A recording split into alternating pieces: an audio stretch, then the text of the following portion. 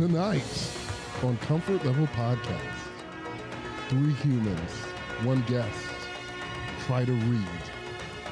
With Sam, Madi, Brandon, and our special guest. No one. Join us tonight or today at 12 p.m. as we figure out, am I the asshole? Hello, everybody, and welcome back to the Comfort Level Podcast. We're back! We're here wearing our favorite color, obviously, green. Oh. Green. This man is dripped out in green. I didn't know we were doing it. Reptar. I just wore this. So This sweater's so soft. even though it's our first time together in 3 months, Yeah. it doesn't feel like it, and this is exciting. It doesn't feel like we've been talking for 3 hours. Yeah, it either. doesn't. It does. But you know what I should tell you guys? What? Is let's like and subscribe. You know what I'm Let's saying? do it. Like this. Isn't there a new feature that you were There's saying? a feature. When she said like and subscribe, the like button, it glowed. And I know it doesn't always work because it's like a specific command. So do you remember that command that kid was saying? He wasn't. It just had. I don't know how to explain Because it didn't work on every single video. It only worked when he I said still that one don't- thing that one we have to time. figure that out. I don't know. So make sure you hit that like button. And if you're not subscribed to us, subscribe to us. We know you've been watching like 6 of our episodes Yeah. now. We know you like Sam. Mine's well. Yeah, it was fine. We know you like us too, but Yeah. it's mainly Sam. Yeah. So Yeah. it's fine. And the cousins. And The cousins. Shout out cousins. Shout out Become a cousins. comforter by liking and subscribing. Yeah. Because as we're going to say at the end, even though we don't know what's going to happen yet, because we couldn't possibly know. because this isn't the last thing that we're filming. I have intuition. Yeah, so don't cut to the end right now and Yeah. realize we're saying this. Oh. We always say, we've said this in every single video, that comforters always like and subscribe. They do. Yeah, they do. They always do. They've never not. But that's facts. always do. And So Ottomans do, facts. out of loyalty to Sam, and cousins do. 52s. Oh, that brought me back. Oh, you forgot. I was a second off. There we go. Yeah, there we go. Oh, man. Are we back a little bit? Guess who's back? Back Back again. again. We Comfort are back, levels. back. Okay. Tell a friend. Keep the Comfort's vibe. back, comfort's back, comfort's back, comfort's back. Podcast's back. We do live streams now once a month. Oh, yeah, we do. We do. Sam had a bachelor date. We haven't even got to the words yet, but haven't I got think to the it's words. time we address the winner Wait, of is it time? the Blachelor, Me.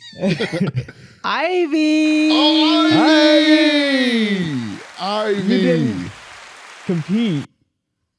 But I was the winner You were the prize, Sam. because there was beautiful. But can we be women honest? In the Blachelor, I baby. think we had 11 prizes there that night. Yeah. We did have 11 prizes. So we were pretty lucky. It was like Christmas morning for us. It was like we open up. There's another beautiful woman. It was really great. It was great.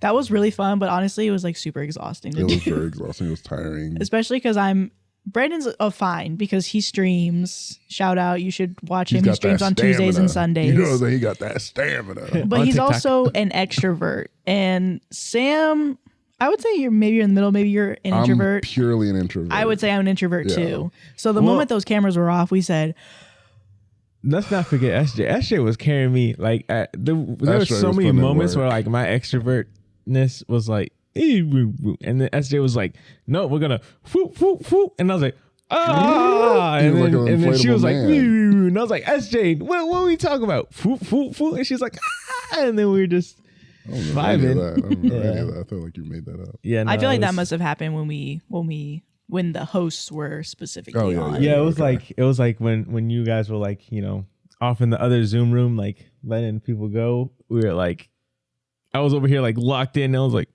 she's like, Brandon, what do you think? And I'm like, Love oh, is on the line. love is Love on is on the line. So is love on the line when you call Ivy or? So, because this is You probably tell. not, this is not gonna be the first time we talk about it. Because Probably probably not. the live stream is gonna be the first time we talk about it. Yeah, which is in Next a week few. or- It's in a week Or it's, when we're it's in the filming. past. Yeah. We already did it. It happened a few weeks ago.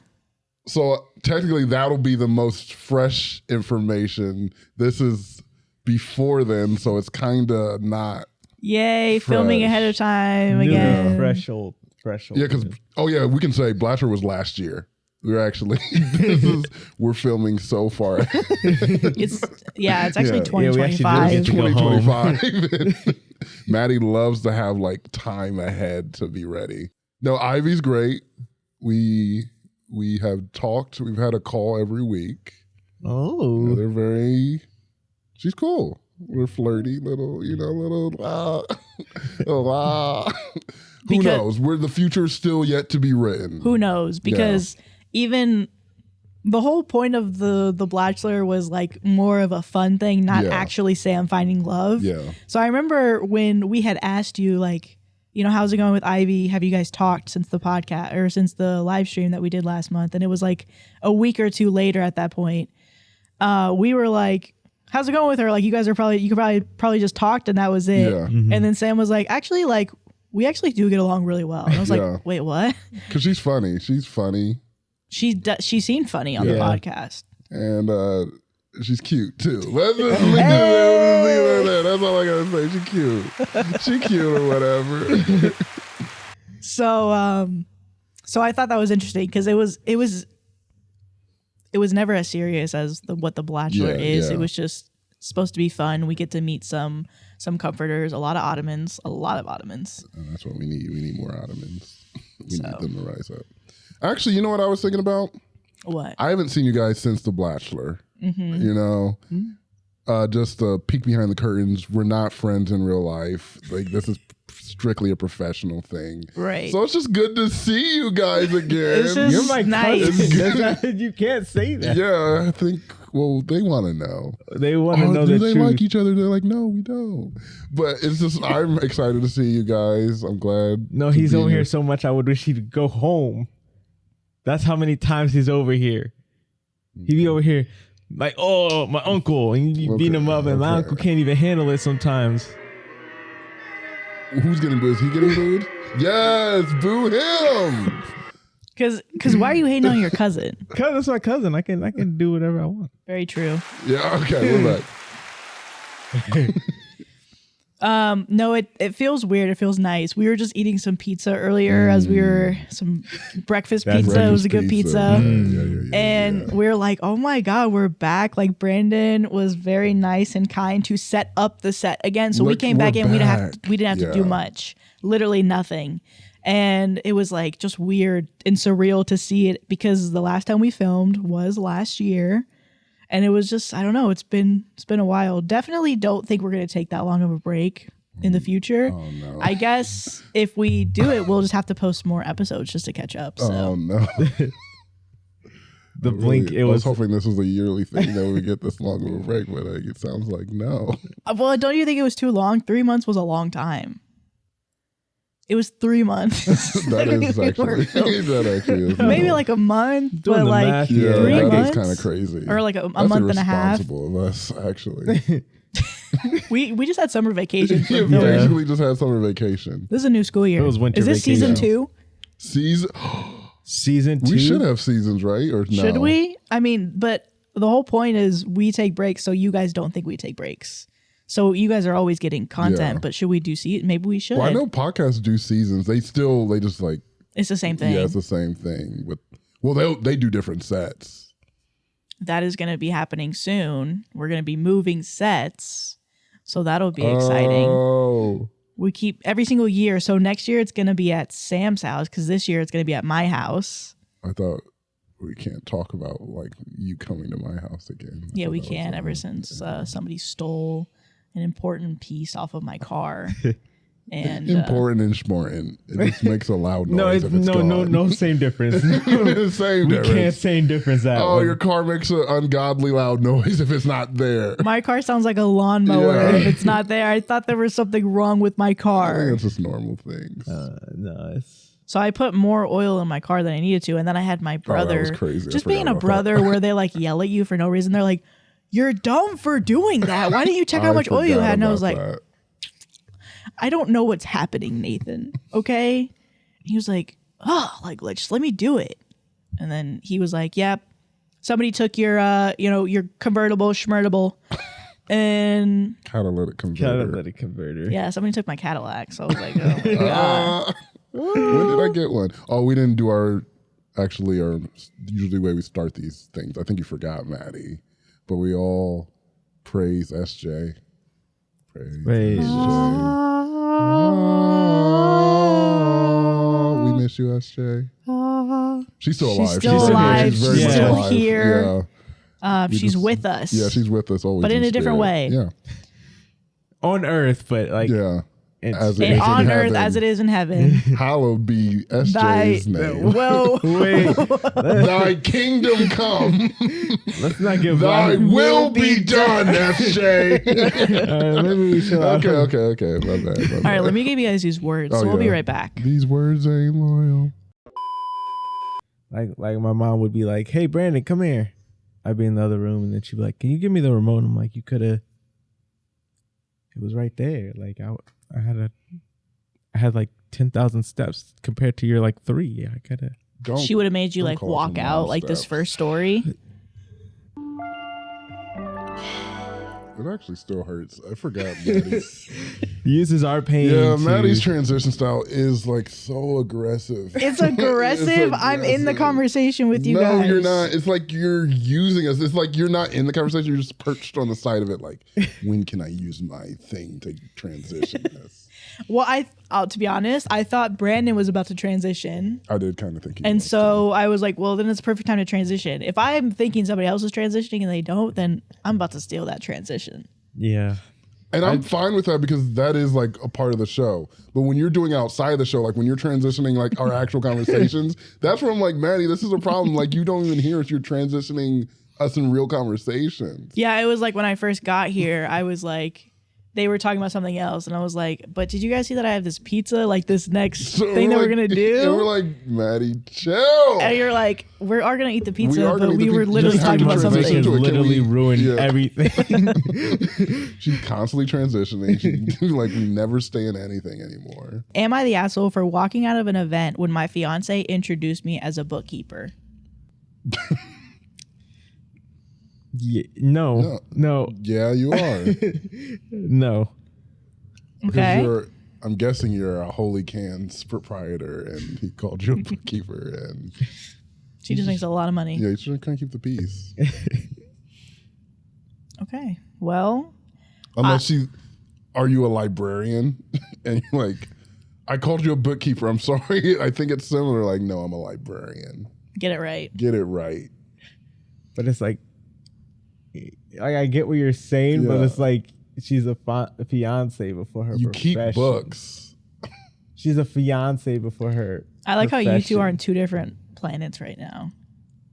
Like Brandon's like, that's my wife who also does this. Yeah. And you're like, she literally like sells water bottles at an amusement park, but You're a bookkeeper. Your fiance / bookkeeper in that order. I feel like people are the opposite. They're like, I'm more than your fiance. I'm my own thing. I'm fiance second. Actually, some people are like, yeah, I am your fiance. Yeah. But some people are like, no, I'm an accomplished writer. And then I'm a fiance. this is a tangent. I'm And a Sam fry is so cook. happy to be back doing tangents, but I'm gonna feed into it Yeah, because yeah. we haven't seen each other in a long time, Yeah. and it's nice being back. Gag order release. Gag order is gone. Gag order has been removed. For season 2, the whole season. It's She's all sitting here gags. and it's recorded. It's all tangents. It's Tangent, all gags. tangent. No stories. No story. Let me throw You this. changed the whole podcast. Like, it's just us talking now. It doesn't matter what I was gonna say. No, say it. I'm Say it. curious. We're here now. Yeah. Well, I was just gonna say I do think you have a point to both perspectives where you're like, what Brandon's saying. Just in case there's anybody that's not catching the vibe, like let me introduce her or him to be like, this is who I'm with.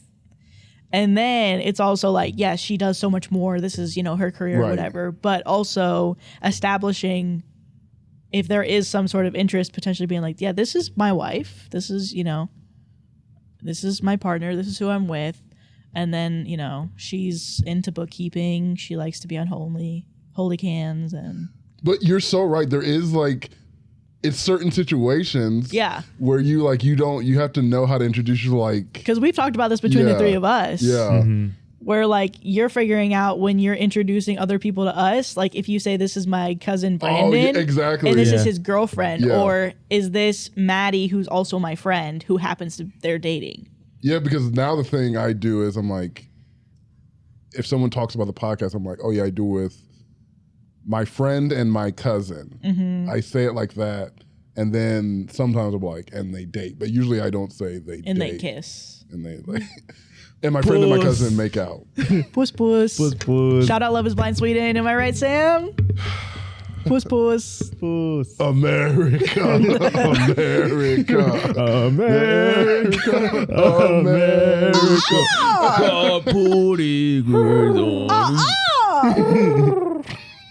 I just had to bring the eagle in there as This you're is singing your America. song. Built for tough.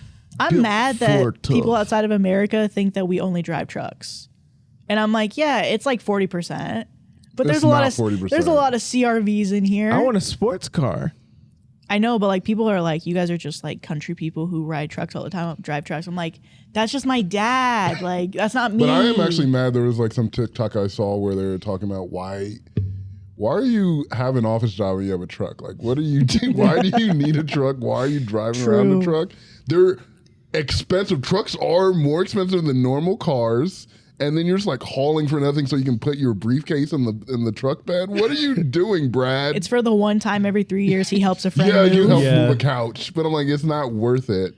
It's literally like $20,000 more than a normal car. And you're like, I got a truck. Literally for one time. Even though I think my friend got a truck and I did get more, I'm like, it's nice. But I would never buy a truck because it's too, I think it's also the sitting high. looking Sitting down. high, looking low. It's a ego thing. And it's huge. Like my dad's truck, I don't know what type of truck I think it's like some Ford something. But it might be an America. It's a Ford America for sure. Yeah. Ford And, America. It's like really A big. 2007 America. Yeah, it's 2007 before the economic crash America truck. Oh, So yeah. Those are the best ones. yeah. So And it's then actually like a big Japanese car manufacturers making all these trucks. Then what do they make? The cyber Tesla truck. Toshibas and Sonys. but his car is too big. Yeah. Like when he is driving, I get freaked out because he like pulls up on what looks like is right up on somebody's butt, but he's not. He's like, It's like his car is so big Yeah. that it just looks like it. I'm like, Dad, you're about to hit somebody, and he's like, huh? don't worry about But it, honey. he's got so much space. I don't know why your dad sounds like that in my head. Yeah, because he doesn't sound like that at all. For what? I've never met your dad, but in my head, you're like, hey, Maddie. You've get never over met here." him? I've never met your father. Oh, well, Brandon's met him. How does he sound, Brandon? Oh, I love this. I can do an impression. Yeah. No. This is- No. Okay. Brandon, go first. Okay. And then Oh, Maddie do it. God. Yeah, Oh, God. Yeah. Okay, you're my dad meeting Sam for the first time. So how would my dad act meeting? Hi, Maddie's dad. Hey there, bud. I heard a lot about you. Oh, thanks. No, bring it in. Bring it Okay. in. Okay. This is a first meeting. This is. It's been so long since All I've heard right, his that voice. was horrible. That was it. Okay, ready? Yeah. So I'll be me meeting you for the first time. Okay. Okay. Dad, this is Brandon. You've met Brandon. How you doing, man? It's good to see you again. Yeah, so what you been up to? Nothing. Wait, that's your dad? That's not what I heard. No, my dad is very chill. He acts like a 24-year-old yeah, man. but I was trying to get down his voice because it's like kind of nasally. It's like a. Yeah. It's like a. It's not like a. No, it's not like a villager. It's like a. Hey, how you? No. Hey, my name is Scott. No, he doesn't talk No, like that. it's not deep Hey, either. it's Scott. No, he doesn't. It's not. It's like, hey, it's Scott. Like kind of like. Let me see if he's do anything right now. We can hear his voice. I kind of want to hug your dad. Does he give good hugs? Yeah, but he's a skinny mini, so he's all bone. Solid. Get over here, man. Get over here. Give me a hug. Let's hear how he talks. Yeah, let's hear how he talks. He doesn't answer, and I'm like, who's my dad? Who my dad? Who's Maddie's dad?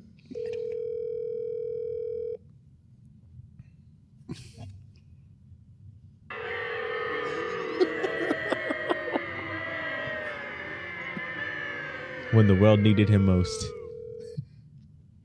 This is like when I call my dad. This is what it's like. So anyway, let's read the story. Yeah, let's go. I guess we're going to go into the story. That's heartbreaking. Meanwhile, Maddie calls her mom. She immediately, Maddie, every time. Should we test it out? Yeah, let's test it out.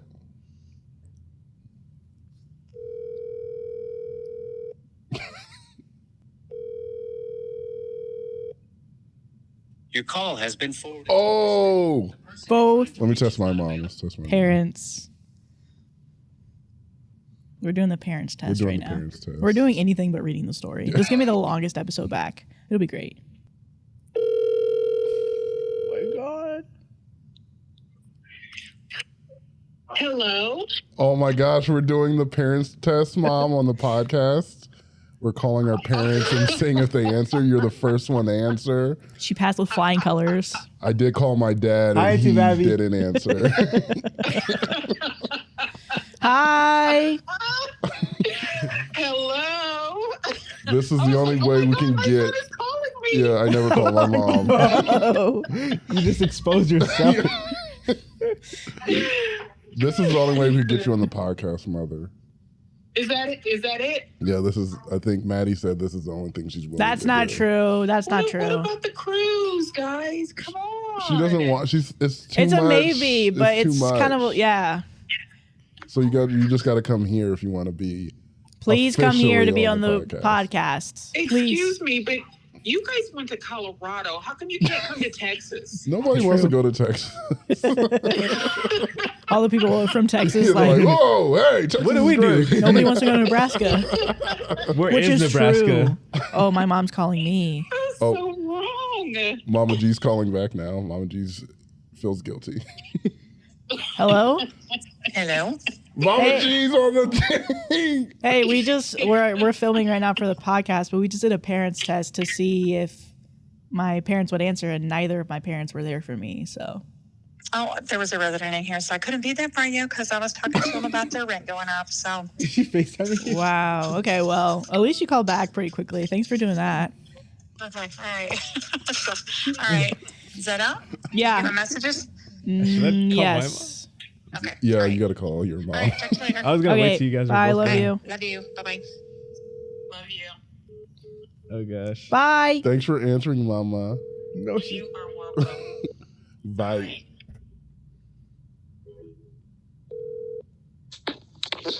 Oh, Mom. Hello? Hello. We were doing a parents test, and we were just like calling our parents to see if they would answer, and you I thought passed. for sure she wasn't going to answer. I was like, there's no way she's answering. I always answer the phone for my children. Okay, I guess we're talking on the podcast. So yeah, she always is there for her children. No, I'm not gonna let her lie. No, my mom will call me, and then I'll call her back if I miss it, and then she doesn't answer for 3 hours. Like, hey, what's up? I'm like, you called me. Is this true, Miss Denise? You're breaking up. I can barely. Oh, that's shady. Okay. Wow. Well, we're gonna get to that. Are you still here? There might be some distinct truth to that. Yes, I am. No, she did hear it. So she did hear it. On the phone and blasting me out. No, that's my fault, gang. That's my fault. I'm leaving. Okay. A wonderful day. Thank you for allowing me to be a part of this great and wonderful podcast. Okay, shout Thank him you for out. being on. Hey, shout him out. Shout out. Okay. I'll talk to you later, Mom. Bye. Oh my gosh, wait. My mom's contact picture.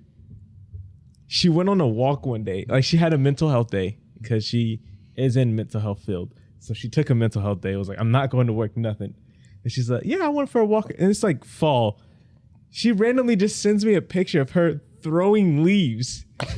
And she's like, oh yeah, I went for my walk. And I just get these like it's like a stream of like 5 images. I'm like, this is the most random thing. But she looks so, look at this. Oh my gosh, she's out here living her best life. Oh. That's hilarious. I was like, what? Thanks. I was like, what do I say to this? I can do it myself. Oh my God. Brandon, come sit down. Hello? Hi. Hi.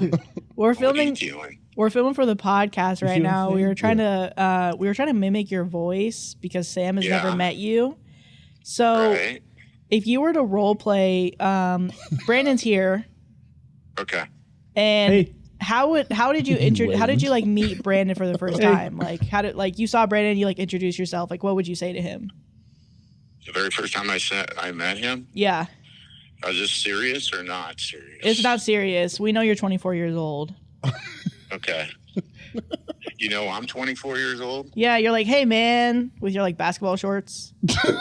Don't call it your dad like The backwards cap. I cannot remember exactly how I did that. Well, it doesn't Hey, need to be man. exactly, but say if you're meeting Brandon for the first time, like what would you say to introduce to like talk to him? Okay. Hold on. Let me think about this. Let me get into Character. play this. Yeah. Plus, I'm driving down the interstate. It's really hard for me to come up with character. Basically, I would just say, "Hey, Brandon, how you doing? That's perfect. What's going on?" That's exactly what we needed to hear because we were trying to Really? get your like voice inflections, and we just Yeah. couldn't do it. Hey, Brandon, how you doing? Hey, That's Brandon, how you doing? All right. Well, yeah, I just wanted to also call you because we just wanted to do a little parents test to see who would answer the phone, and it was quite a long time And since you I kind called of you. failed a little bit. Yeah. But you called Okay. back. Oh, you did call I know, back. but here's the deal. I'm driving on the interstate with my, I don't have my watch, and I'm listening to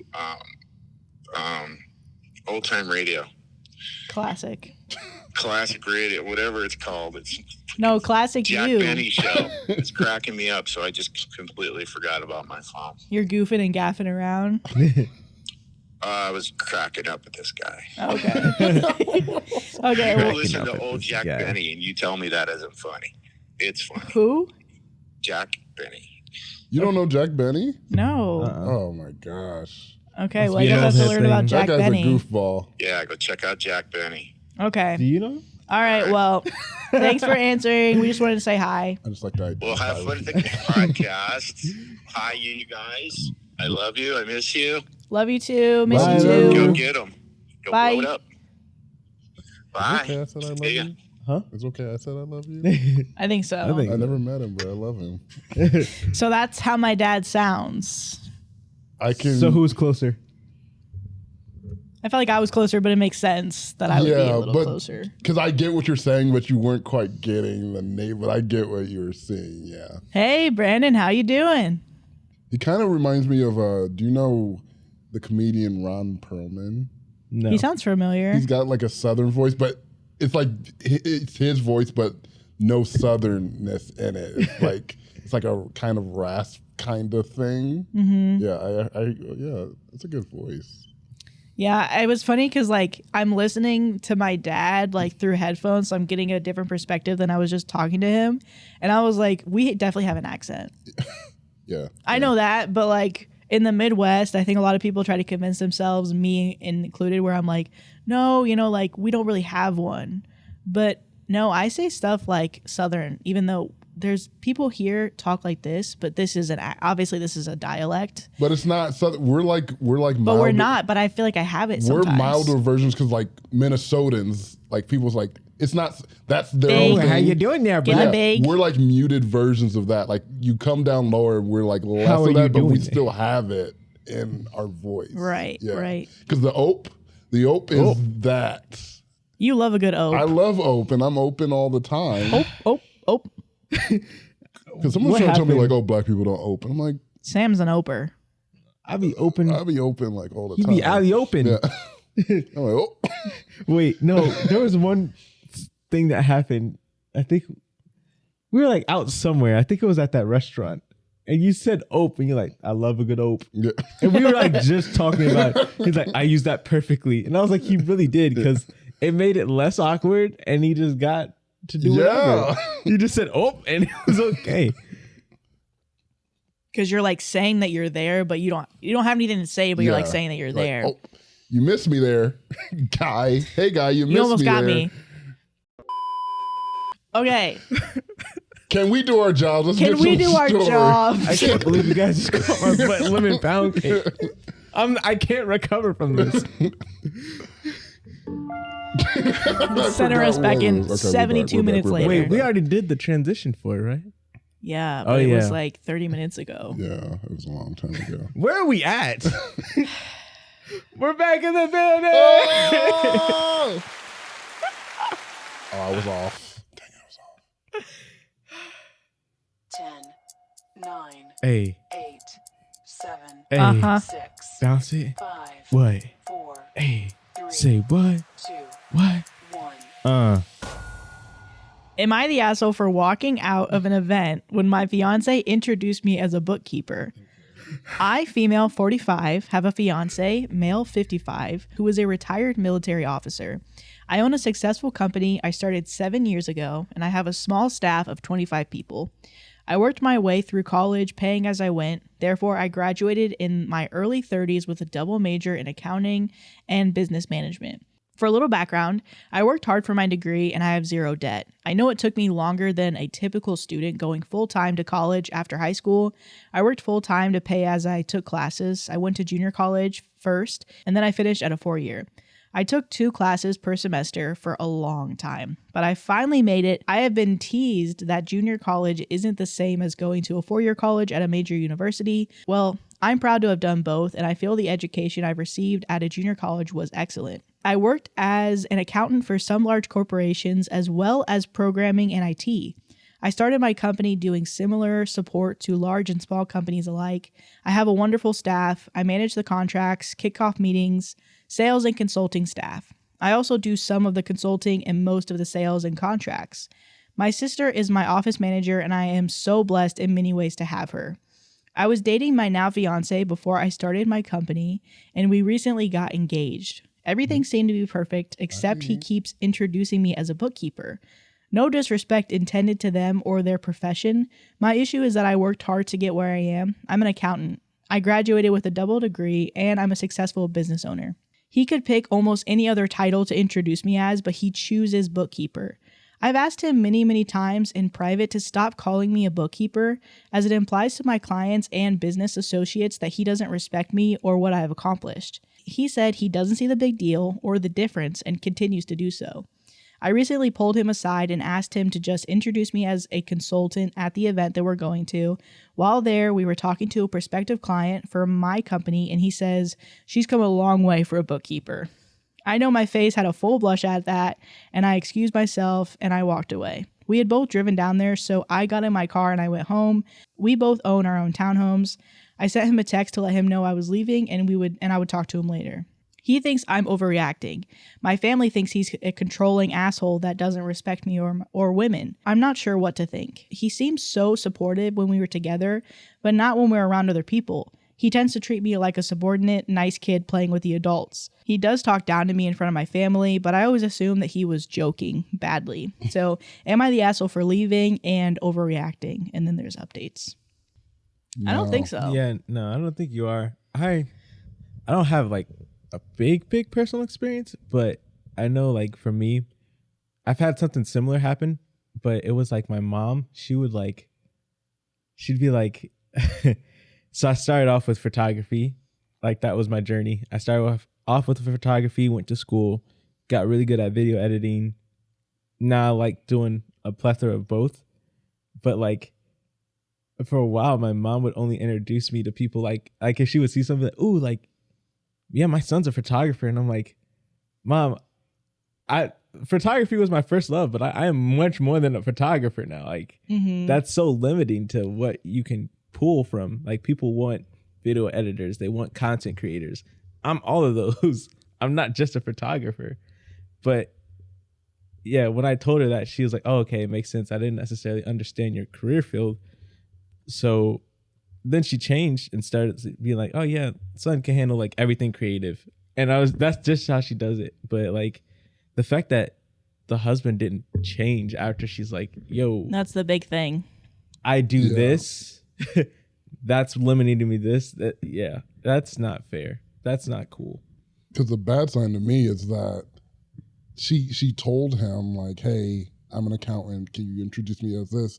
And he's like, well, why is it such a big deal? If you don't think it's a big deal, then why don't you just go along with what she's saying? Like, this is something that means something to her. We do that stuff in partnerships all the time. We're like, yeah, this doesn't matter to me that much, but it matters to the other person. So I'm just going to follow along with what you're saying. Why are you making such a big deal? And now all this other stuff on top of it, like you talk down in front of her family, you like make her seem like a subordinate. Because there are men out there who like in private, they're like, I'm so proud of you. Like, it's so cool that you're doing all this stuff, but they want to feel like this big man out in public that, yeah, this is just my little wife. She do her little cute bookkeeping thing. She supports me. Yeah, she supports me. In what I do. No, I'm like, I don't want to be in a relationship like that where my partner's not bigging me up in front of other people. I'm not going to try to belittle my partner in front of other people. I'm like, no, I'm like, yeah, this is a business owner, man. She's taking care of me, man. I'm like, she the one out here. Because I'm like, that's what you want in a relationship. Yeah. You're a fiance, so I'm like, it's good to know this now because I promise it's not going to get better when you get married. Yeah. He's showing you who he is. Yep. I think she has rose-colored glasses, and she's just giving him the benefit of the doubt because she sees it, but she doesn't want to see it as a red flag. You know, her family sees it, and she's like, is he just an asshole, or is he just getting it wrong? But I totally agree. That's where the line is drawn of, okay, you've established that you don't like that, and so even if I might mistakenly do it, I'm not going to purposely do it just to make you upset or because you've expressed that it's degrading to you. So let me intentionally try and degrade you. Right. So yeah, I think that's really where the issue is. And I feel like he does probably feel insecure about his wife, which it's like, yeah, just actually support her instead of feeling, insecure about the fact that she's successful. Like, that's good for you if your partner is successful.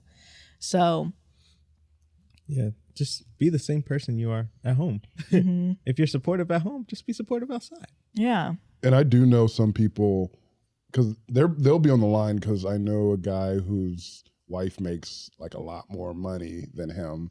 And so it's just the way you bring it up, because I think you can be like, yeah, my wife's doing a lot. But the way like you always bring it up, like, oh, she makes so much money, but it doesn't matter. I'm like, you don't have to add the commentary. You don't even have to say she makes more. I'm like, yeah, she's successful. She does this thing. Yeah.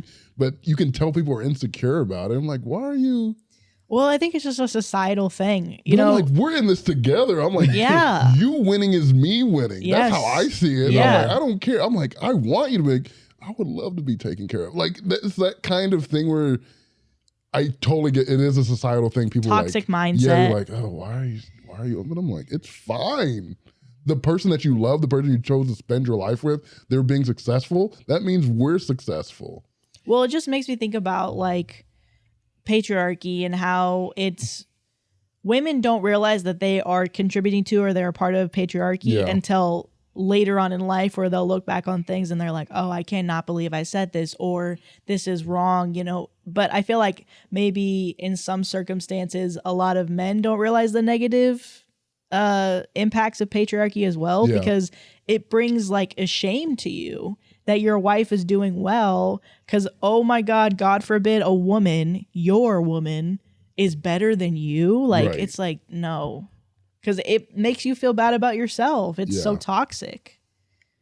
I was watching a thing. It wasn't talking about this necessarily, but it was talking about like, is the discourse online actually causing more issues? Like bring up an issue between black men and black women. That's what they're talking about. Like, are they bringing a greater divide between black men and black women that doesn't exist? Like, you consuming this material all the time and saying like, man, black men don't want black women, or like, black men are disgusted, all this stuff. When you're like, some women, like, I've never experienced that in my life. I've like had good relationships with black men, and but now I'm taking all this stuff in. Like you hear on the internet, women are like, I think a very small subset were like, I only want a man who's over $100,000. Like, I only want to make over $100,000. Like, yeah, the average person makes like $50,000, like $30,000 to $50,000. Like, that's not like a thing that you're saying. But I'm like, that's a small subset. But people are consuming that, saying like, well, yeah, I want that. And then men are like, what? These women are just money grubbing, like gold diggers and stuff. And I'm like, well, this is just some social media thing that someone said into a mic. That doesn't mean that all women represent that. Wow. But you're like pulling this in. You're taking on that narrative in your own life, and then you're like spitting it back on other people, even though it's like it's not necessarily real. But it's the internet making it more real. Yeah, it's like actually making this narrative real that we all feel this way. Even like, how did this start? You're like, oh yeah, because I saw a TikTok. The deficit has the platform, and the average regular Joe Schmo doesn't. Exactly. Oh, wow. Yeah. I've never thought about that. At least personally too, like, you know, and in the family that I'm raised in, it was like my mom is like a really big psychiatrist. So it's like, she is primarily the breadwinner. So it's like, I don't know, like even just being in an example where like seeing that like play out, it's like, well, our family is literally whatever we take to get it done, whatever it takes to get it done. That's just how we are. It's just, hey, if you got to take out the trash today, you got to take it out. That's it. Except for Elise. Except for Elise, yeah. I don't know how. Immediately we said that's not it's real. Whoever it takes, except unless it's Elise, then maybe I don't know how she gets. She's like on her own little island. I'm like, they're like, leave Elise alone. She's busy. And that's why I torment her. Shout out to the lady upstairs. Yeah. Shout out to the lady upstairs. That's a reference from Brandon's live streams. Make sure to check him out every Tuesday and Sunday on TikTok. Oh no, I don't care. I'll do it later. Oh my God. Wow. He's saying it. I'm not saying it, Elise. Yeah, no. But yeah, it's like, for me, just like, because, you know, I've even thought about it. I'm like, you know, when that day comes, and it's like anything I do is not to be like, oh, I did this. Yeah. It's to better my family situation. That's all I care about. Yeah. Is just, how is this going to help where we're at now to where we need to be? I don't care about who has more, or who's making more, who's pulling in more. It's more so about how are we getting to our goals? Yeah. Yeah, that's it. Like, but I also get that it's probably my upbringing, just like my example. So it's like, right. I don't get it because I was never going to, because of where I was raised and how I was raised. So it's like, man, like I don't ever understand it. Like, why are people so focused on that? If it's for the family, like there's this guy I saw on TikTok. No, it was a story. And the dude wouldn't let his wife get a promotion. How do you stop her from getting a promotion? Like she asked. Like they were talking about it. He was like, "Yeah, we had to turn it down." It was one of those like alpha male type dudes, but literally would have been pulling in an extra $40,000 into their household. And he's like, "I just, you know, I'm the breadwinner. Like, I'll." Okay, well, you're not bringing in much bread, compensate. So yeah, I'm bringing the bread. I'm a regular. I'm bringing in fresh baked sourdough every single day. You're bringing in moldy Sara Lee, so let me help you out. Yeah, Yeah, because I always think about when people are like that. It's like they want the credit. Like they want, I'm responsible for bringing this in. But then like, who is this credit going? Like, who are you trying to prove it to? Like, what is it? Who are you trying to impress? Because most people are like, I'm trying to impress these imaginary people out here, these social media people or some people in our lives. And you're like, but what does that get you? Yeah. No one's out there like, man, Brian's really killing it over there, man. He's really the brand. Like, no one's talking about you. Like, no one cares enough. Brian, you're doing great. You're doing a really good job. And that, even if they do that, that's all you're getting. Like, good job. And you're like, that feels good enough to me, more than $40,000. This feels better than an extra $40,000. I'm like, You're need crazy? to reevaluate your Compared to the priorities. cushion that an extra $40,000 Oh a my year God. could bring Yeah. your family. But he said good job to me. He thinks I'm cool. No, I feel like money doesn't buy happiness, but it creates. Somebody said money doesn't buy happiness, but it makes happiness easier to get. Yes. And it obviously creates like a cushion and stuff. And not having money and being stressed out about paying bills. I think there is a statistics where it's like over half of Americans are paycheck to paycheck. Yeah. The stress of having to do that, of like maybe one day your car goes out, something with your car, your health, anything, that is so like crazy. And I wouldn't wish that upon anybody. I've only experienced like a minute detail of that, and I've just seen it through other people. Yeah. But it's so heavy. And for people to like have that burden lifted off of you, and I can believe it because, like I said, we're talking about the toxic mindset of the patriarchy and even the other side of that, which is women. Like, women are shamed of. I feel like women, like, it's like a shameful thing to be like, yeah, I'm like supporting my man, because they're like, you're supporting your man. that must be a broke man who's like, Yes. Yeah. It's negative Yeah. no matter what. Yeah. But the cushion of, even in that example, $40,000 is crazy to not take. I love that. Yeah, because there's tons of people who are living paycheck to paycheck. They don't even have the opportunity. Like, it's the opportunity to make more money. Mm-hmm. And They're now too there are busy. people. Yeah, now there are people who are turning down money because some antiquated, toxic thinking are like, yeah, no to that. Yeah. Because I'm the breadwinner. yeah. There was a TikTok that I saw of a man who's living in his car, working 60 hours a week, full-time job, and he cannot afford to find a place to live. And he works 60 hours a week. I've seen that guy. There's no suitable living place for him to live. He cannot afford to live. So he has to live in his car. That is crazy. Rent is so bad. The Actually, price y'all to wanna- live. I've been listening to him like the last month. This guy named Caleb Hammer on YouTube, Mhm. and he does a series called Financial Audits, where he gets like normal people come in, they show him their bank statements, like their loans and all the stuff, and he goes like, you're spending money on crazy stuff, and he's going by like, this is why you're broke, because you're doing this. You're McDonald's, Starbucks, like this, and he's like, this adds up, and it just made me realize like how little we know of, like, Financial literacy is a huge thing, but then how people, a lot of the times when he's going in, because he's like a very animated person, he's like yelling. It's like a tough love kind of thing. I'd be crying. Yeah, they always do. He always calls them the cope laugh. Like, everyone's like, they like do it like a nerd, because they're like, They're freaking out. some of these situations are so bad, Oh. and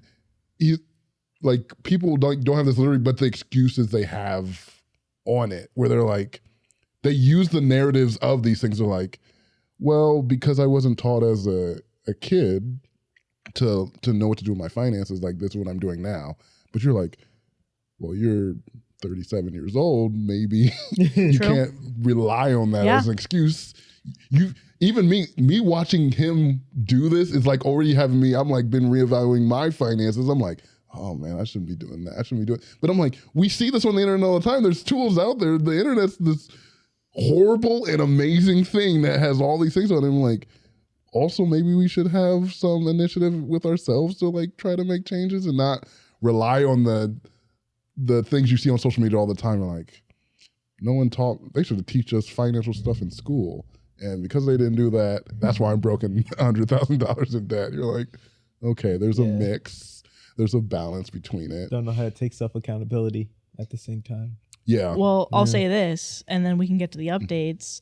But you said before, and you were talking about the alpha male example, where you're like you're basically oversaturating. And so eventually somebody's going to see it. And if they're influential and they don't know the difference, that alpha male content is something that they're like, maybe that's what you were saying earlier, right? About like treating women, and then that becomes a mindset where you're like defending against an ideal of a woman that doesn't exist. But I think that's a problem even with like financial literacy content, is like people are like, I have money, tell me what to invest in. And obviously people are just, it's too saturated with, capitalism, bad ideas, good ideas, people in the middle just trying to make money off of your money. They're like, just give me that money. Right. Because you're like, I don't. No, I totally agree. Like, yes, there's so much free information out there, but sometimes when it comes to financial literacy, it's like, they're like, just give me your money then. Like, I know what to do. Yeah, because what's the Christian guy? Dave Ramsey. Dave Ramsey. There's like a position where Dave Ramsey in where I think some of the things he says is great. But there's some things that I think he says it's like out of touch now. Out of touch and almost serve a way to just that he gets more money. This is what I like Caleb Hammers because he's like focusing specifically on the beginning. Like not about like because I think Dave Ramsey like goes into investment like, oh yeah, you just like get a 401k and then you'll be a millionaire by the time you're 60. I'm like, some of the stuff he's saying is like maybe 30 years ago that was a thing, but it doesn't necessarily translate. Yeah. Caleb's like focusing like on the very beginning where you're like, I have $4,000, $5,000 in credit card debt. I've done this, then this. And you're like, these are the things you need to do. Like focusing on getting a 6-month emergency like savings account, like having 6 months of expenses. Like these are reasonable things before you even like talk about retirement and talk about future. Like just for you to live right now, so you're not living paycheck to paycheck. These are basic things you need to do, and these are excuses that you're using that's preventing you from getting that. Mm-hmm. But I totally see what you're saying. Where it's like. Some financial people are like, yeah, do my course for $5,000 and you'll learn everything. You're like, okay, bro, like I can't afford to do that. And then they use you got to afford to get you have to pay to get the right now. You're like, I can't afford it. You must not care enough. Oh my God. How many stories have we done? We haven't even finished the first one. But to piggyback off what you were saying, the one thing, oh my God. If there's something that we're going to do, we're going to gab. We're going to gab. The Financial girlies are going to literacy, gab. The one thing I realized too, like, so I never fell for Forex. Never fell for Thank it. God. Which Forex, crazy. It wasn't, everybody's like, she's a big Forex. They still are like, people are still like Forex is a scam, all that. And it's like, no, Forex is literally just an acronym for foreign exchange market. The foreign exchange market is not a scam. What you fell for was a scam, which was the iMarket Lives. It would say Forex, something else under it. Those were the scams. Those were the MLMs. Forex was not the scam. But I remember after another wave of those came, and I was like, you know what? I'm going to just start following some people that actually do like. Also, you're learning that now. No, I would follow people that like actually like do like. Wait, what did you say? He said you are in an MLM as a joke. Oh, yeah. People, I would do research about people that would break down MLMs. Mm-hmm. And that's when I found like Spencer Cornelia and all that stuff. And I was like, all right, cool. And he was saying like the way like that, like, because he does like fake gurus too. That's a whole thing in itself. But like he would break down like fake literacy gurus and stuff like that. And he's like, so you're telling a person that's literally asking I heard that. Yeah, that's like, dang, that's for monetary help to pay something that's going to put them in more monetary trouble to get help that's basic. Like he's like, oh yeah, like that you could get for free anywhere else. You're like, got the secret. And he's like, it's like a lot of money a month. Stop falling for that stuff.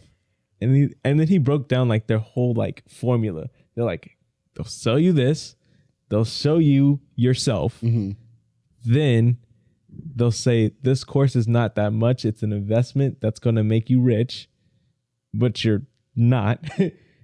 And then you'll get the knowledge that you need to become wealthy. But they're already setting you back from the get-go. Yeah. With having you pay for the stuff that you could just go out there and get. Yeah. And it was, yeah. So, because these marketing techniques have been around for so long. Like we always joke about the college or like you're sitting at home like I'm like, it's completely that. Like you identify your person, like, hey, that's That's me. I'm that person. Hey, girly pop from high school that I bullied. And they touch on things that are like very common to people. Like, do you feel like you're not doing enough with your life? And you're like, yeah.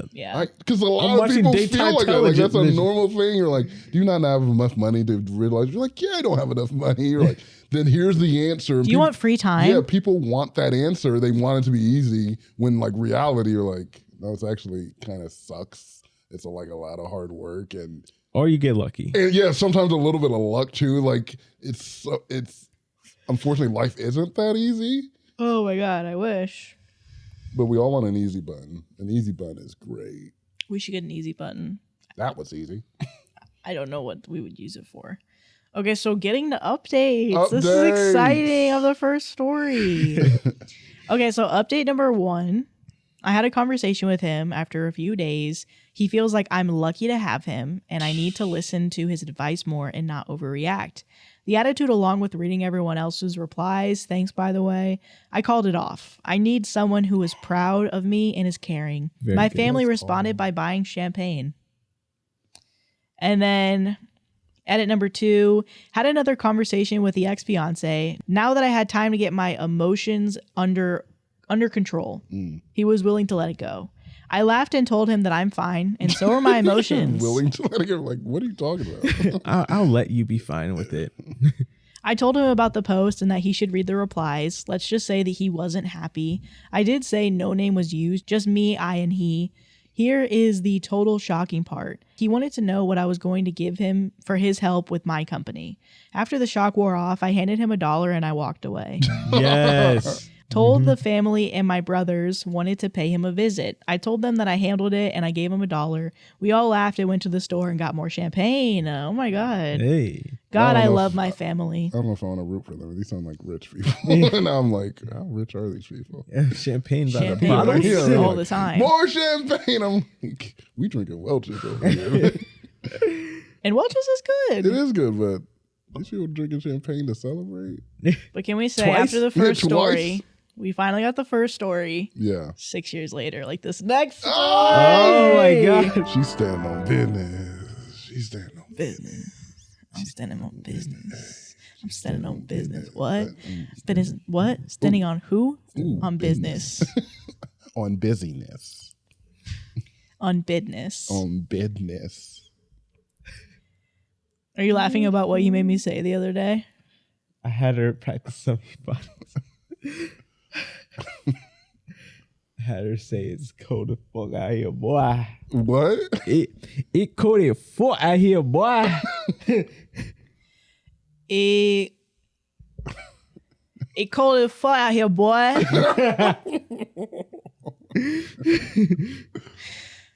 But I do have the thinking face the whole time I'm saying it because I'm trying to think of how he sounded it out. Cole For boy. boy. And then you gotta say it like it's cursive. Cole boy. For boy.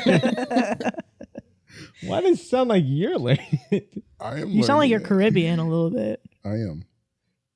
I think. I don't know what my dad is.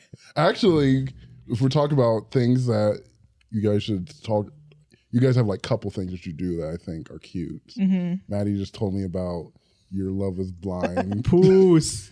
Your Love is Blind kisses. Okay, if anybody, by the time this comes out, Love is Blind is done, okay? It's But way you done. can prepare for next time and any other dating shows.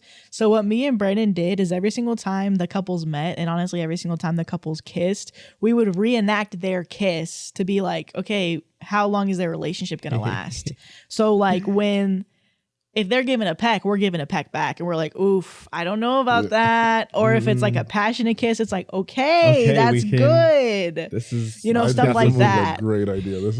I'm like, and then you got like the perfect mix When where it's like a peck kiss, and it's like, oh, okay, there's some potential There's here. potential, There's but it's like potential. you're holding back. Yeah. Like we just analyzed the kiss. You can do that with your partner for fun. And then when I told Sam, he yelled at me. He said, I'm so single. I want that.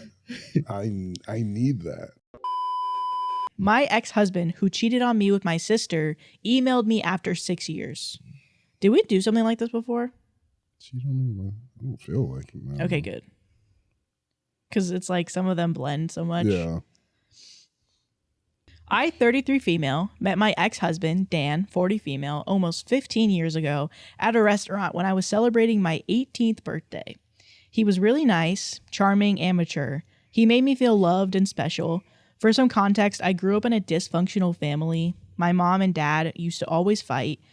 My dad would sometimes go out and not come back for months. He died when my sister, Abby, 25 female, was born. My mom was way too fond of Abby since birth, rather than me. Abby was basically babied by my mother. She didn't neglect me at all, always did her best as a mother and provided for me, but I always felt something missing. After Dan came into my life, I didn't feel like there was anything missing. He supported me, he took care of me, he would always buy me gifts and take me out on long drives. I felt complete when I was with him. We got married after 4 years.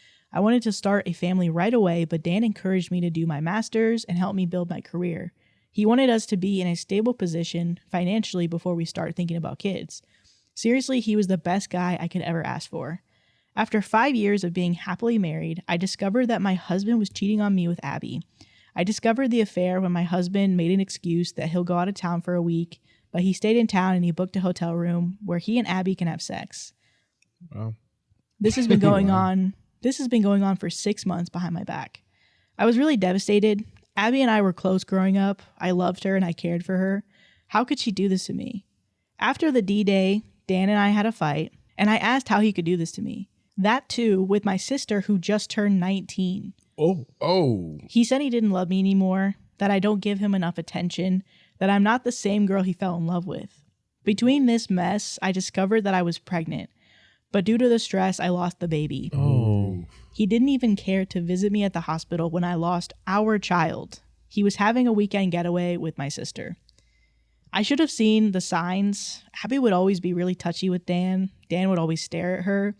But it was still very disturbing for me. My mother, as usual, took Abby's side and told me to just make peace with it. I wanted to kill myself because I had no one left. I lost my child and my husband, my whole family. Then my best friend Tina, my savior, came to my rescue. She was moving to another state and asked me to come with her. I said yes. I was already divorced at that point and we lived in a small town, so I would obviously run into my ex and my sister. It took me a little while to settle into my new life in a different state, but I met some kind people there. It helped me heal my trauma. I still have trust issues. I met my now husband, Tony, 32, after 1 year of moving to the new place. Shout out, Tony. Shout out. I was really hesitant and kept my guard up, but he showed me that he is trustworthy and loves me a lot. I was so happy with him that I almost forgot about the life that I had back in my hometown. His parents were really welcoming and generous people.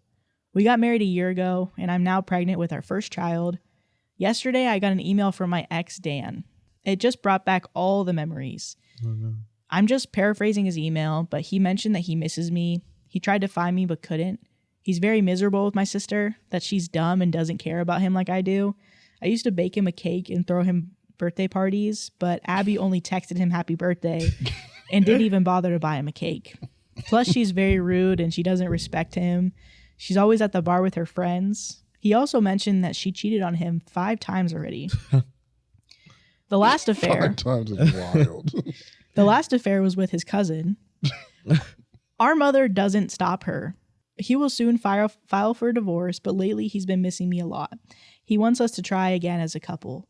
He wants us to become a family just like before. Since I do not have social media except for Instagram, which is private, he probably doesn't know that I'm married and I have a baby on the way. I just don't know if I should feel pity for him or just laugh because the grass on his side is very brown rather than green. And then there's a few updates. Wait, can you go the ages again? Yeah. Yeah, the ages are a pretty big Yeah. part. So he met her when she had just turned 18. Right. And he was, 15 years, so he was 25. Okay. Because he's 40 now. yeah, So he was 25 and he met her when she was 18. Yeah. And then he started cheating, like, I don't know, 4.5 years later with a sister who had just turned 19. And he was 29. So yeah, definitely feeling like he's preying on these girls. He's crap. He can't find someone his own age. What a loser. What a loser. So The fact that his sister is his sister wilding out here. This chick don't care about nobody. Oh my gosh. Yeah.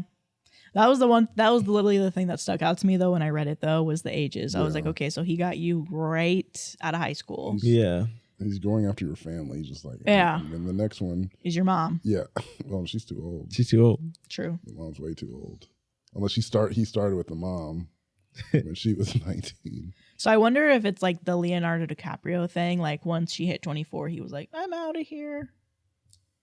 Yeah, but like less as a joke, but more serious. Well, almost, but I'm like Leonardo DiCaprio's like going through multiple in it. This dude did it once, and then the second one destroyed him. Like, she's like, I don't care about you. I'm cheating with your cousin, bro.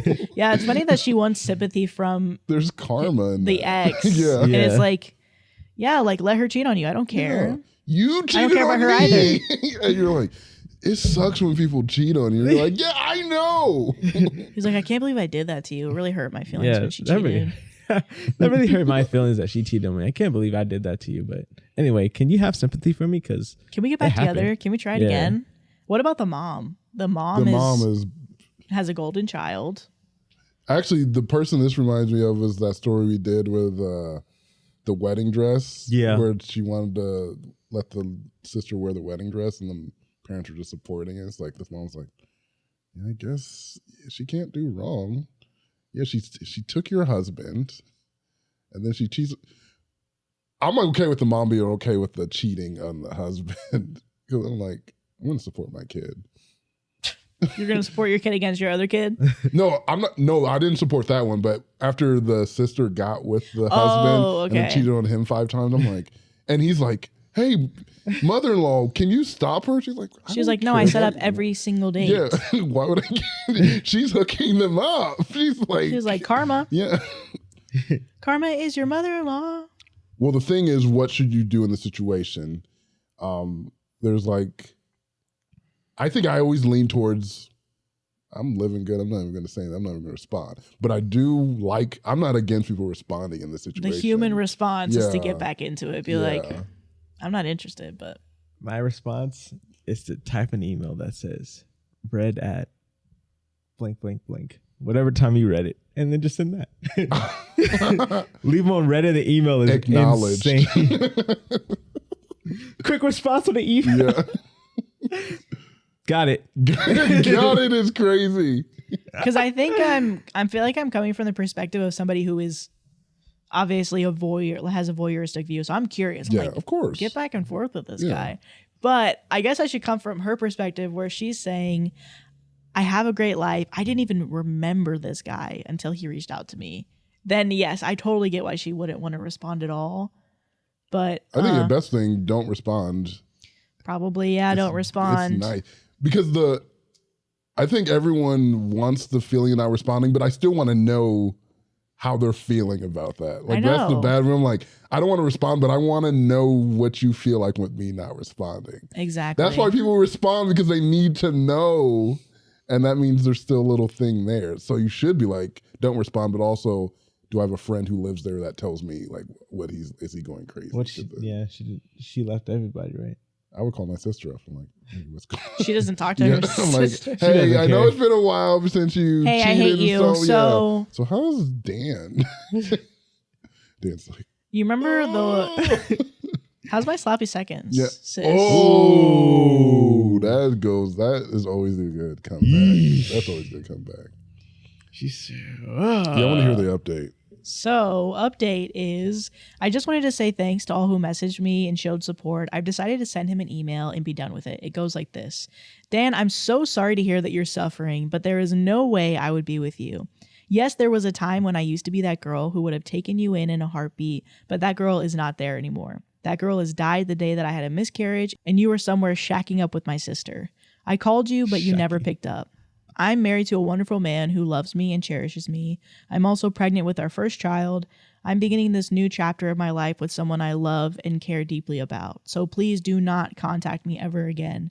You made your choice. You chose my barely legal sister over me. I do not care if she cheats on you or doesn't respect you. Someone like you doesn't deserve loyalty and respect anyways. I left my old life in my old town, and it will be best for you to move on and have some self-reflection on yourself. You're just a deeply insecure man who's getting old and thought having a young woman would be good by your side. Goodbye. She ate. She did. And then No update crumbs. number No 2. crumbs. No crumbs. A lot of you have been asking me what he replied. Well, he did reply within an hour of me emailing Yeah, him. he did. This dude was he's like, refresh. Refresh. He said that he was stupid enough to believe that I would still wait for him. And he said that he would always wait for me because no matter what, I will always be his baby doll. I cringed so hard. He used to call me that, but now it feels repulsive. I also got an email from my mom and my sister. My mom just congratulated me and was excited that she's going to be a grandmother. And my sister also did the same and said that she'll be the cool aunt. I cannot believe these people. They're trying to paper over it. They forgot how they treated me when I needed them and moreover betrayed me. I cried for a long time because I've been reading your comments and it seems like me and my sister were groomed by that man. I feel so stupid. I know I shouldn't have been mad at my sister, but she was old enough to know that it's bad to have an affair with a married man. Yeah, that's basic 101. Yeah. That to someone who is your sister's husband. I blocked all of them. I'm 5 months pregnant already. I don't need any more stress. God bless my husband. He comforted me when I cried and later took me out for ice cream. I hope I can post more. That's the love of my life. Her husband, her new husband. Tony, man. You're like, I'm actually going to cheat with your husband. Yeah, she I'm was going to like, take him. Some guy on a podcast is hitting on my husband. Should I roast this guy? So, last Just like, update. Wait, so love love. that means that he told the mom and sister, like, oh yeah, I just talked to your sister, and she's having, Yeah. because that's the only way. I guess they didn't know because she's not on social media and they don't talk. And so he's like, so yeah, I was talking to my ex trying to get back with her, and she told me that she's having a baby and she's married again. And so they're like, oh, congrats. I'm like, what conversations are they Well, honestly, having? the wife is like, cool. So I have a date tonight too, anyway. Yeah. Cheating number 6. Here's hoping. Fingers crossed. Here's hoping he marries me and I get to leave you. But no, I don't think, I'm sure he did say that. He's probably just like, oh my God, did you hear about so-and-so? I heard she's married and she's married and is having a baby. Actually, that does make sense because they wouldn't care that she's like, she's cheated on so many times. She's like, I don't care if you talk to. She's like, please, I'm trying to get you out of here. I wanted an open relationship and you said no, so I decided to cheat. On you right now. She's on the phone. She's like, is that it? You just like hear some noises. You're like, He's oh my. mid-stroke. Is that it? Okay, bye. Is it cheating if I tell you actively? This is the 6th time. I'm being buddy. honest. Yeah. This is a routine. You asked me for honesty up front, and that's what I'm doing. Okay, so final update. I'm cooled down now. I think I can make a more elaborate update. Thanks to everyone who has shown me support. I needed it. The email from him, my ex, just struck me like a train. I had flashbacks on everything he had done to me. I think you guys deserve a more detailed update. So after I sent the reply email, he replied within a few hours, and with the one thing that I said in update 2. A few hours later, I got 2 other emails from my mom and my sister. They sent me my old email address that I hardly use. I don't know how they knew about my pregnancy. I try to keep a low profile. I still haven't even posted my baby bump pics on social media or made any announcements. I only have Instagram to follow my friends, but it just scared me. I broke down crying on the spot. Luckily, my husband Tony was around. He held me and put me on the couch. He knows everything about me. I never hid anything from him. I was a little just over here crying. I'm like, Tony's like, strong, man. He's like, so I'm getting all the details about Tony. Yeah, I'm like, tell us more about Tony. He held me and put me on the couch. He knows everything about me. I never hid anything from him. I was a little bit scared that my mom and my sister would find me. He reassured me that I'm hundreds of miles away from them. I mean, we're on the opposite part of the country. He took me out for ice cream to comfort me. It took 2 ice cream cones to finally calm me down. I told him about my concerns and that my mom and sister might demand to see my baby. It's a girl. He told me that he would talk to his uncle, who's a police officer, to be on the lookout for them. Even if they come here and force themselves on you, he would fight for it. He's going to consult his lawyer friend about this matter, and he told me not to worry about my ex. He can't harm me anymore. My husband even made a joke that he would move countries if he had to. Lastly, someone in my post commented that I should alert the daycare about my mom and sister if they plan to steal my baby. Well, Wait, what? She's very worried about her family. I feel like that's a jump. Stealing is wild. Well, we aren't planning to put her in daycare, even though I'm currently working. I decided I would quit my job and look after my baby and focus on healing from giving birth. I do have a good amount of savings in my personal bank, and this is my own decision. I'll go back to work when our little princess is a little bit older. My in-laws are amazing. My mother-in-law and father-in-law live nearby. They're both good people and offered to help with my child. Also, don't worry, apart from my in-laws, I have a good support system. Tina and her wife, Jenny, basically adopted me. They're really good people and always help me. I don't know what will happen in the future, but at least I'm surrounded by some good people that I never had growing up. Now I will take your leave and enjoy my husband pampering me. If something big happens, I'll keep you guys updated. And my ex and sister and mother are all blocked. So. Good for you. Wow.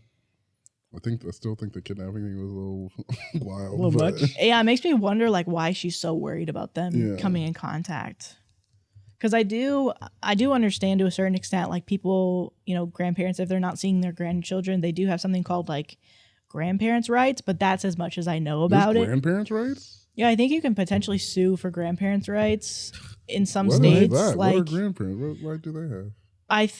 That they get to see the kid? It's very vague. I just have a general idea of it. I don't specifically know what it's about, but I think if they're not showing you like the kids and you want to be in their life, and you can basically like request to like legally be allowed to see them.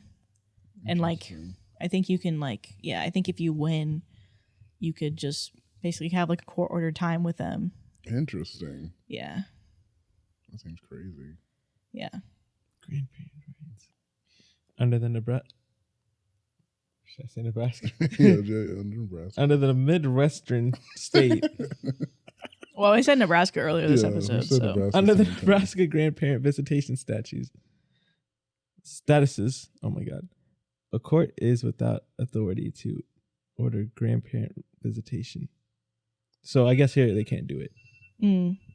Unless a petitioned grandparent can prove by clear and convincing evidence that there is or has been a significant beneficial relationship between the grandparent and the child.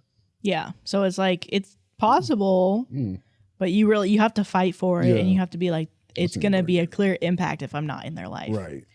But anyway, Which they can't prove that. I think the thing that gets me though is that the sister had an open marriage and the husband didn't know like this next story. Yes, he's standing on business.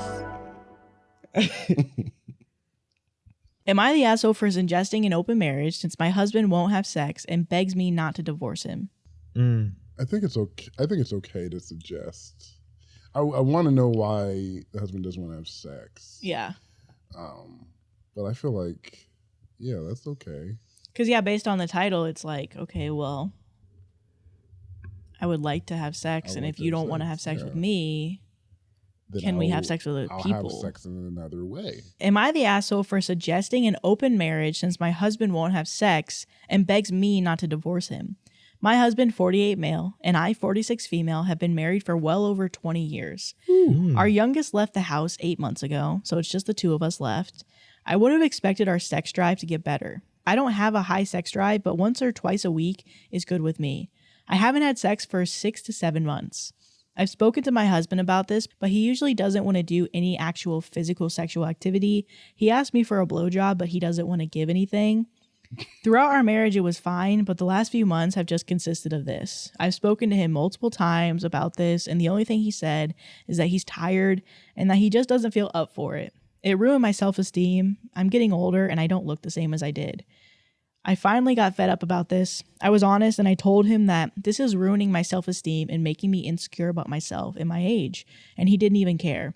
He said whenever anyone gets older, they just don't want to have sex as much anymore and just switch to another subject.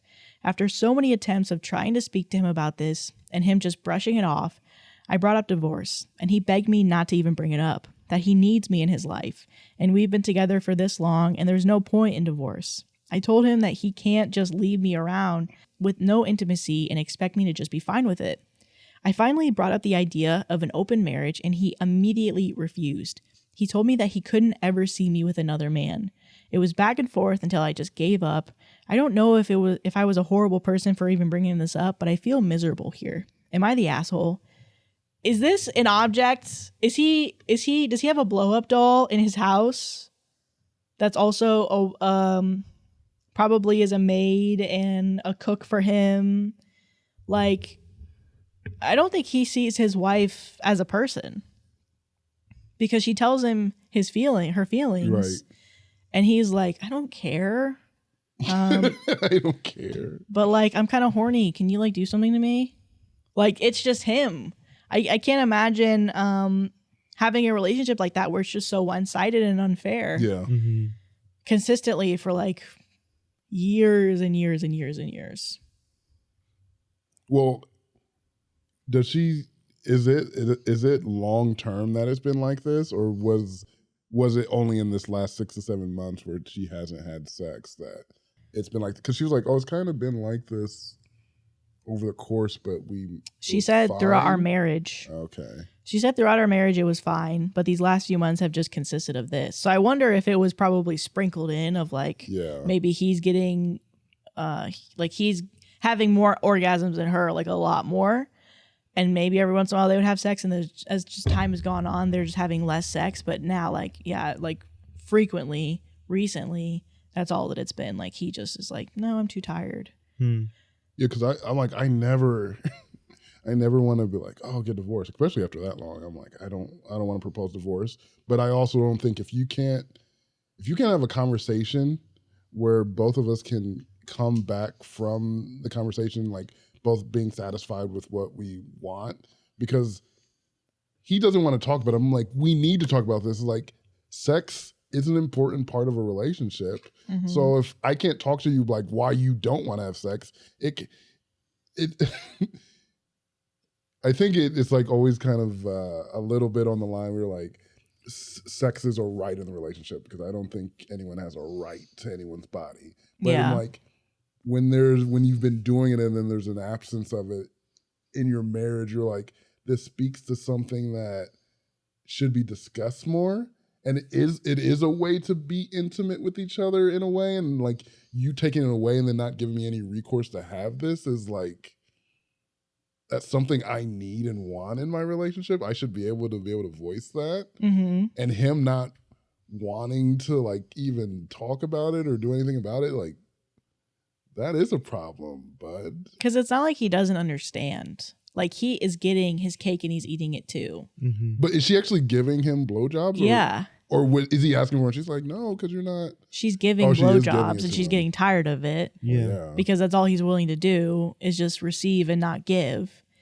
And it's like, the thing that's frustrating is he seems very aware of his situation. Like, I don't think he wants to get I believe that he doesn't want to get a divorce because it would be hard. Simple. It's probably easy. His life is easy with his wife. Yeah. His wife probably does so much for him. Yeah. And his life would be hard. And it probably would be hard to like have somebody who wants to do that for you every single day. Right. Or however much it happens. But he is aware of how blessed his life is with his wife, but he doesn't want to make any changes to be like, here, I want you to be as happy as I am in our relationship. Right. Like, that's the thing that's frustrating. And the fact that she feels like it's her problem for even bringing it up in the first place. It's like, no, you're not happy and you're fine with that. Even like, I feel like, I mean, it makes sense. Because she at first was like, divorce. And he's like, I don't want divorce. She's like, okay, well, neither do I, but I do want to have sex. So if I can't do it here, open marriage is the thing that makes sense. Yeah. Like the next steps.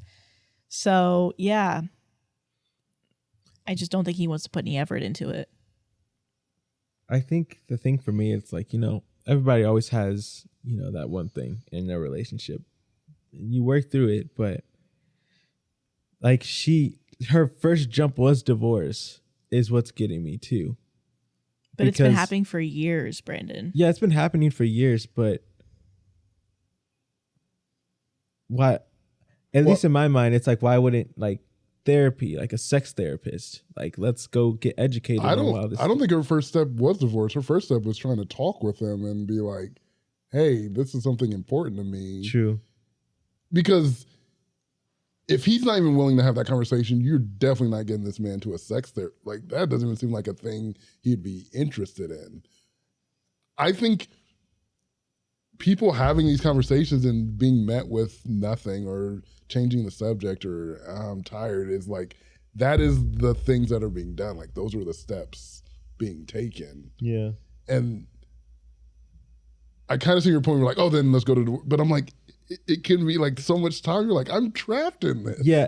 I'm not saying I'm not on her side. I'm saying like, if you have this, because we don't know about the rest of their life, True, you know? So true. it's like, for me, whenever like we get these stories, I'm like, I wonder what else is going on to make them want to divorce first.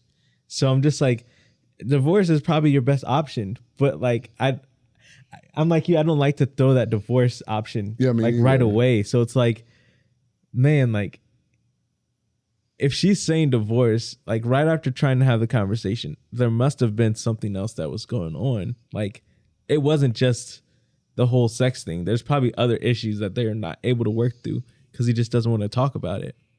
So I'm like, maybe divorce is probably.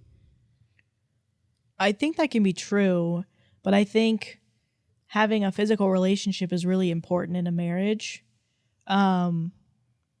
Like we've talked about at church, where having a physical relationship can be a band-aid to other issues that are happening in your marriage, but they're not as prevalent. So when you're not having a physical relationship, you are able to see all of those things that you need to address compared to when you're just like, oh, like we, you know, explore each other's bodies and it feels good.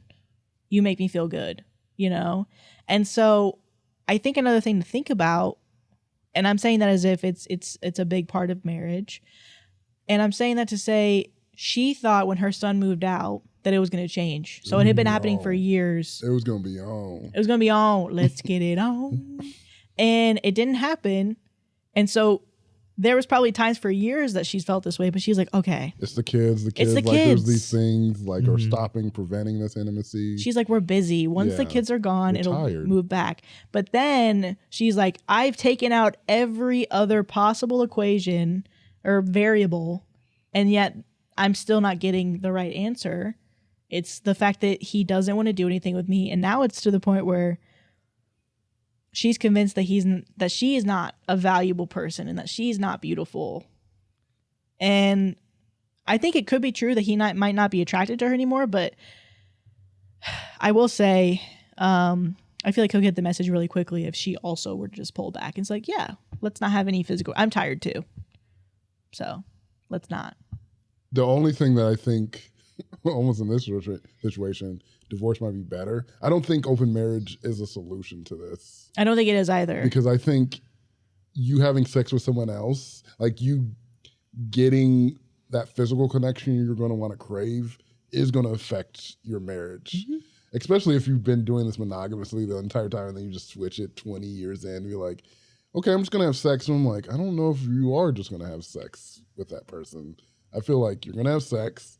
Then you're probably going to be getting things that happen from sex where you're like, there's a closeness that you have from that. And then you're going to be like, well, I kind of like this person more than I like you now. And you're probably going to get divorced anyway from this. And he's just going to be sitting there alone. I feel like open marriage is not the solution to this. Maybe if it was like introduced at the beginning, he was like, yeah, sex is not my thing. I don't like sex that much, or it's not an interest to me. So you do like sex and it's like purely a physical thing. But the things that she's saying almost are not physical. Like it's self-esteem and like this is like a thing that makes her feel a certain way about herself. I'm like, that's deeper than that. If you get that from someone else, you're probably going to leave this man. Yeah, it's not going to be open. It's just downright cheating. Yeah. Well, I mean, open is not cheating, but... Yeah, open's not cheating, yeah, but like I think you you're get going that to emotional pull too. No, I get that. I agree. I don't think she's seeing it as a good option. I think, so in the beginning, like you said, she's trying to work it out with her husband, but her husband doesn't want to do that. And so she's like, okay, well, I think we need to get a divorce because she's probably a naturally monogamous person as well. And she's like, okay, well, then it's not going to work with you. And then he's like, no, I don't want to do that. You do so much for me. She's like, okay, yeah, I can see that. Well, maybe I can just focus on this physical need that I want to be met, not necessarily thinking about the fact that the bigger issue is the husband. Right. So, yeah, I totally get that. And I wonder if she maybe sees that as well, even if it's like subconsciously. She probably does. But yeah, so there's no updates, just a top comment. You can catch me dead before I put up with a man that asks for blowjobs but refuses to touch me. Oh, 100%. No, I'm 1,000% on that. Yeah. It's so disgusting. Like, just asking for a blowout in general, I'm like, I've never asked a woman for a blowout. I will never ask because I'm like, it's, for me personally, I'm like, it's disgusting. Like, can you give me a blow? And then even if I actually did and then not expect to reciprocate is wild to me. I'm like, that's so strange. And to do this to a woman that you've been with for 20 years, give me a that's, I'm not into that. Yeah. That's, You can definitely miss me with that too. Mm-hmm. I don't know. Just that alone, I feel like divorce is just the only option. Like, I don't think there's anything, unless he actually wanted to change, but she only did that when he only wanted to say something when she bought the extreme. And it's like, no, you're not supposed to work on the extremes.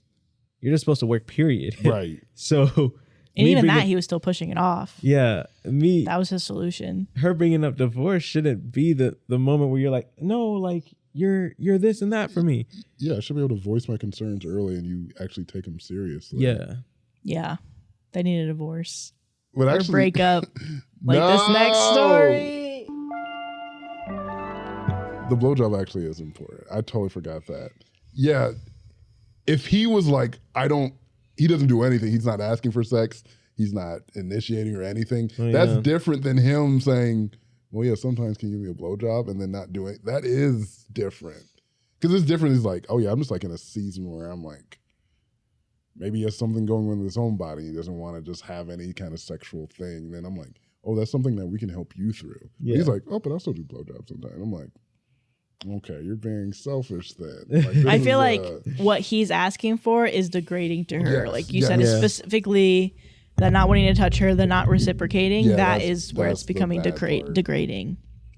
You think everybody wants to do everything? Hold on, let me think about Your member stinks, sir.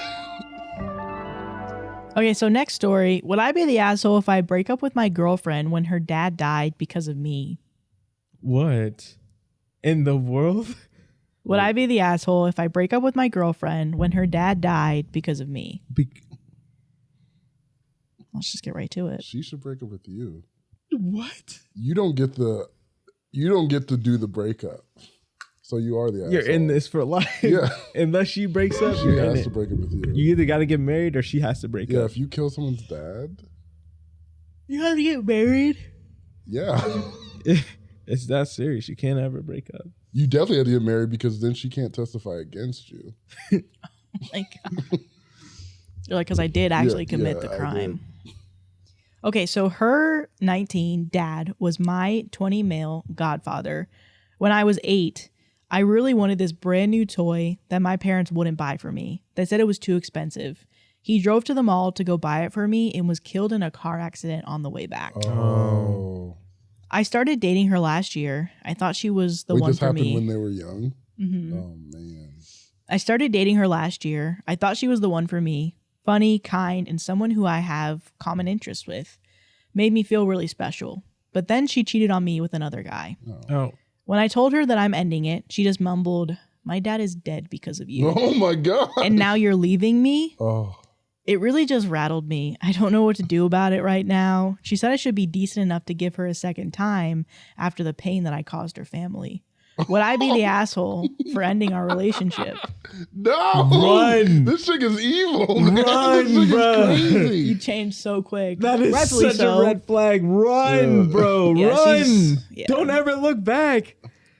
She really said, I can get away with cheating on you because you killed my dad. She was waiting for that. Like, I think she was like, I'm going to date this guy so I can cheat on him and use this. That's crazy.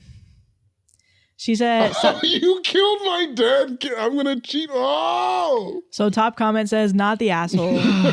You've done the right thing by ending it. Your girlfriend is a cheat, and her comment blaming you for her dad's death is abusive behavior. Run and don't look back. Yeah, that's a monster. Yeah, totally. It's... I couldn't Imagine hear having something like that, like just thrown back in your face I by couldn't somebody hear that, well, one, it's like, okay, even though it's not my fault, it feels like it's my fault. Especially when you're how young. old were they? He was like 8. He was I'm 8. like, so that's something that sits in you as Yeah. an 8-year-old. That's like one of those things you kind of remember. You're too young to actually know the thing, but that's like you have this vague thing. You're like, I killed my friend's dad. But then the love of your life says, yeah, you did kill my dad. Like, that's a thought that you have that's like an insecurity. Yeah. And the love of your life is like, not only broke your heart, but then she's like, you cannot leave me. She cheated on you first and then told you. You can't leave me because bringing that insecurity in, you killed my dad. And he's like, oh my God. Like, that's horrible. That's such a mind fuck right there. My. I remember there's one time I had an insecurity thrown at me with an ex, and yeah, just that whole it wasn't as heavy as getting accused of murder, but just that in itself, like that whole behavior of just being able to do that willingly and easily, that's such a red flag. It's like, wow. Because it's like there's ways that you fight, but that's not fighting fair. That's like, you should never throw an insecurity that I've literally told you about back in my face. Yeah. And vice versa.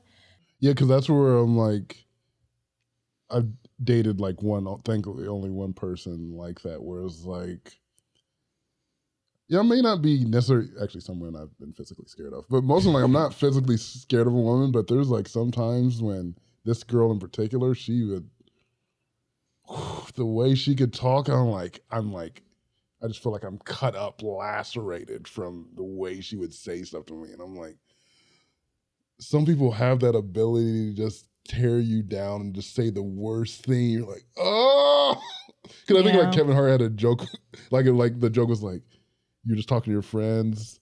Oh, when you're like, oh, you got that I ate ass face. Like, that's why you ate my ass the other week. He's like, oh God. you know you didn't want to say, like, we did this in private. You didn't need to tell everybody. Oh, no. And now you're embarrassed because you know, she knows you're embarrassed about it. She knows you don't want to talk about it. She's like, oh, I just said it to like, nah. I'm like, that's the people you got to watch out for. Because they know exactly, because they hear how you talk. They know you. So they know how you feel about certain things. And they use that as a weapon later on in fights and stuff. And you're like, no, there's got to be a line where you can't say this stuff. Off limits. Yeah. You will never say it. I will never be scared that you will say it. Exactly. Mm-hmm.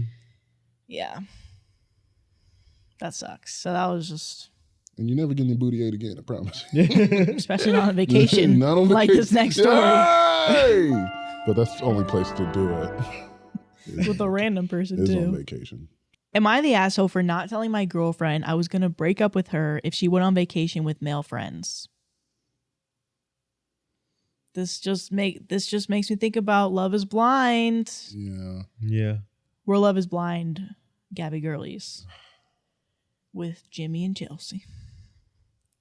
Well, even though he did sleep with one of the friends. Yeah.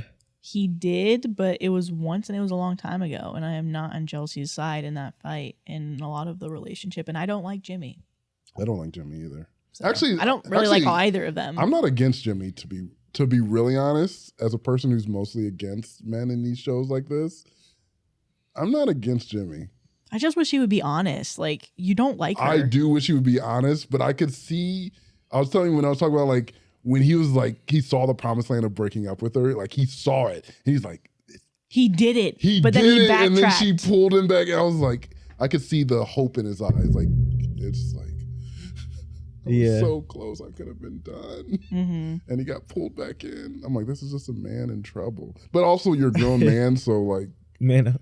Legit, man up and just do it. Mm-hmm. You don't want to be with her. You already did it. You have the easy part. You already did it. Stand on business. Just don't make a change. Yeah. Okay, so am I the asshole for not telling my girlfriend I was going to break up with her if she went on vacation with male friends? Basically, my girlfriend went on vacation with her male friends. I told her this made me uncomfortable, and I didn't want her to go. By the way, she used to hook up with one of them before she met me.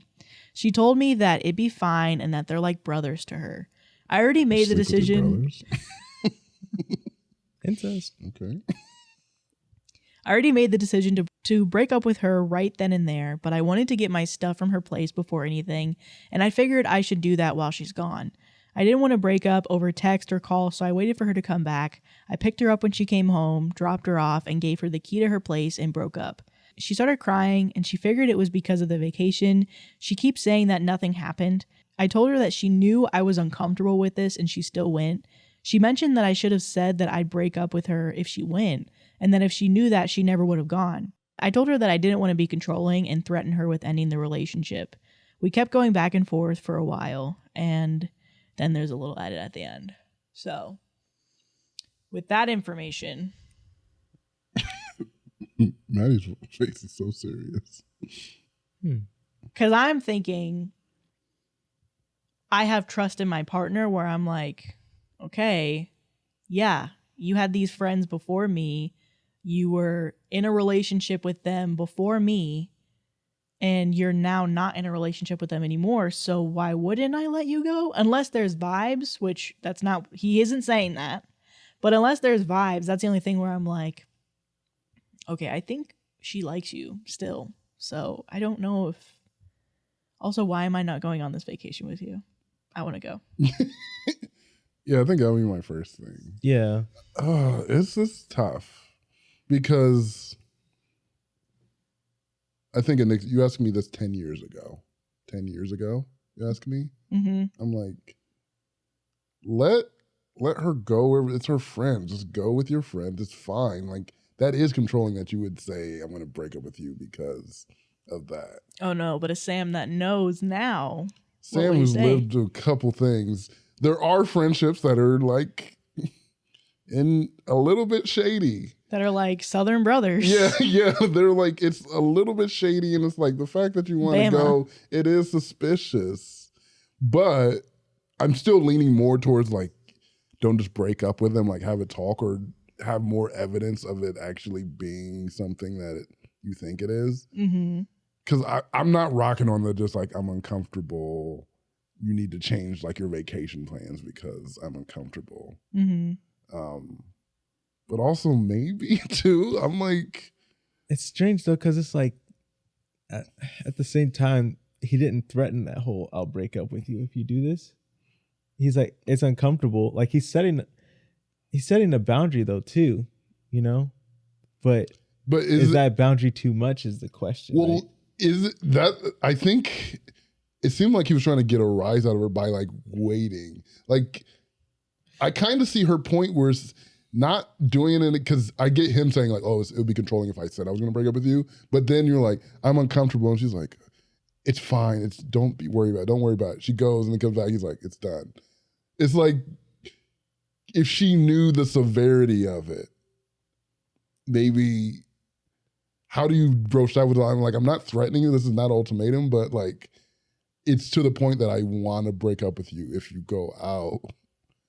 Because I get her being shocked. Yeah. She's like, oh, I thought we talked about it. I was like, yeah, it's uncomfortable. She's like, it's fine. We're brother. But I slept with one. Wasn't he already going to break up with her too anyway? Like regardless? That's what I was thinking. I was like. Also, I feel like it wasn't because of that. It was, but it was like her reaction. Like. The fact that he was uncomfortable and he said that he was uncomfortable and she didn't do anything, he was like, okay, I'm going to break up with her, but I might as well just get my stuff while she's gone. And then I'm not going to text her and break up with her over the phone. So I'll just wait until she gets back. So it was like already made up in his head, like when they had that conversation. But this is where I literally see both her sides equally clear. Cause I'm like, that makes so much sense to me that he did it that way. But I could be on her side like, oh, it's like you waited and like, because from her perspective, that's what it seems like. But from his perspective, like, no, they're both right. Mm-hmm. But maybe it's good you're breaking up because it just doesn't seem like it should be a good thing anyway. Yeah. I'm not fighting for this relationship. Yeah. But I don't know what you're supposed to do in that situation. Yeah, I don't know. Okay, so edit and then there's an update. So edit number 1, a lot of y'all are assuming an awful lot here. Most of you are cool, but just to give you a bit more context, she never actually introduced me to these friends. Even though I mentioned that I wanted to meet them, she kept making excuses. She never told me she used to hook up with her friend. I only found out because I found an old picture of them kissing when she was showing me some old travel pics. And I was okay with their friendship until now. This was just too much for me. Most of y'all are cool, I swear, but some of you guys just act like cheaters don't exist. Did she cheat on me? Who knows? But at this point, I was sick of doubting. So with those notes that she never said anything, I think that changes something in my head where I'm like, why are you keeping that a secret from me that you guys used to? Because now that I know that, and I'm like, you won't let me meet her, but because if it was before and I was like, you guys are dating, but it's not like you're sleeping overnight somewhere. Yeah. But then I'm like, okay, now you kissed it. You didn't tell me that you kissed. Yeah. And you're going overnight somewhere. I'm like, I don't know. I think with everything he's getting, more context clues of why he was there, I was like, maybe I understand why he's more suspicious. Yeah, that makes sense. And I'm a little bit more on the side just for that last thing. Like, I was sick of doubting. Yeah. Because I feel like more people should be like that. Most people are like, I'm doubting you, so I'm gonna be like a Chelsea from Love Is Blind. Yeah. Oof. I'm gonna be interrogated, I'm gonna be blah blah blah. But I'm like, he's at least saying like, I don't want to go down that route. So I'm just gonna cut it off. Yeah. Yeah. He's like, I don't have any more trust with you. Yeah. Which even if he does have trust issues in general, at least he's like, I'm not gonna drag this relationship on. I'm like, I'm the issue in this. He's not the issue, but I'm like, I have the problem and I don't feel like it's gonna be solved. So I'm gonna exit from this. He's like, I can't move versus on. like dragging it on and like becoming a bad guy. And then ruining the relationship from my jealousy, whether it's warranted or not. Mm-hmm. Oh man. So there's an update. Let's hear the update. She was cheating him. She's pregnant with his baby. Hello, everyone. My post got a lot of attention. I responded to a few comments and even edited it, so I figured I should update you all. Her male friend reached out to me on Instagram, the one she used to hook up with. He asked if I was dating my ex, and I told him what happened. He actually apologized, and he said that he didn't know that we were still dating. He said that my ex was talking mad shit about me, and he was confused. Apparently, my ex-girlfriend told him that we broke up months ago, and they have been hooking up regularly since. Oh! Yes, Yeah, right. including the trip. The guy even showed me some pics of the two of them kissing during the trip. So that explains why she never wanted me to meet them. So all of my suspicions were correct. The guy actually seemed like a decent guy though. He apologized a lot for what he did. I don't hold any resentment towards him, and I'm glad that I got confirmation that I made the right decision. So to all of you who supported me, thanks a lot. I appreciate it. And one last comment to some of you, my insecurity kept me from wasting any more of my time. And so yeah. And then the top comment is, I hope that dude dumps her. So her the best friend, brother, kiss her. Sex her. Brother, kiss her. Dang. So yeah. I'm gonna take this at face value, even though that's a suspicious update to me. You think so? Yeah. Why is he reaching out? Why is the boyfriend reaching out to him? Maybe he's having the same doubts. Well, especially if they dated months ago. If he thinks they broke up months ago, now he's reaching out to this guy like, hey. How would he know? Yeah. Yeah. Why are you reaching out to him? It seems like too nice Reddit-y bow on it. You think so? Yeah, for me. That but makes I'm sense. gonna accept it. Yeah. I'm gonna accept it. Good for you for I'm going to accept it. I'll take it for those today. vibes, and it was warranted. But it is fishy. Yeah, because it doesn't add up. Because why would he know if he's like, oh, I thought you guys broke up months ago? How would he know to reach out? Maybe he is just in the same spot as OP and he's like, I'm suspicious. I know what you look like. I see your Instagram. Maybe there was something that threw him off too. And he was like, are you guys I want to get together? clarification. Yeah, he asked, are you guys still together? guess, that could so he be. wants clarification just like the other guy did. I don't think there's anything necessarily that fishy. I think What this could be a clarification is thing. it? He going on vacation with this chick. Are they going on vacation? This dude ain't going on vacation. Well, he's like, she won't move in with me. Oh You yeah. know? Meanwhile, these two are living together. She's like, "You can't come to my house. We can go on vacation." Babe, It's why like- can't I come to your Yeah, house? he's like, You "No." cannot. My roommate sucks. Oh, it sucks. He does suck. He's like a brother to me. He licks too, but it's no big deal. We'll go on vacation, and then she's like, "We can't go on vacation. We live together." He loves to eat out Yeah, too. yeah. I guess that does make sense. Yeah, I think it's more plausible, and just because we're not used to happy story, Yeah. maybe the fact that the boyfriend was so nice too, but really it's not like it's either of these guys' fault. They weren't dating each That part other. I do Yeah. like. In more of these relationships, don't get mad at the person they're cheating with. Only get mad at the Your cheating. partner, Unless it's your sister, and then yeah. yeah, unless it's your sister You're brother that related. you kiss. or your cousin. So Yeah, yeah. If you're married to someone and they cheat on you with your sister, and then they cheat on them with their cousin, yeah, Then you can that's- get mad. you can get you mad can, at you that get person. mad at that person. But in general particular. strangers out there that cheating, I'm like, don't get mad at them. I never understood that. They have no obligation to your relationship, so what does it matter? Why are you gonna fight the dude that the person is?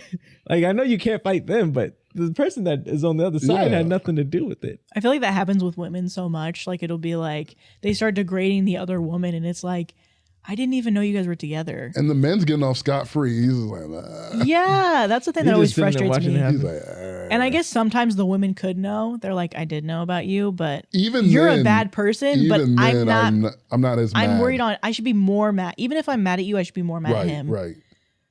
So Because there are some women who are like, well, I just did it better, so I get like he just wanted something better. You're like, okay. I love her, but the song "The Weeknd," maybe we should worry about her. Like we should keep our eyes on Ariana.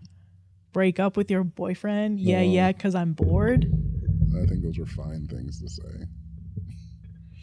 You got 9 to 5. I'm The Weeknd. Yeah, I mean that's in this current economy.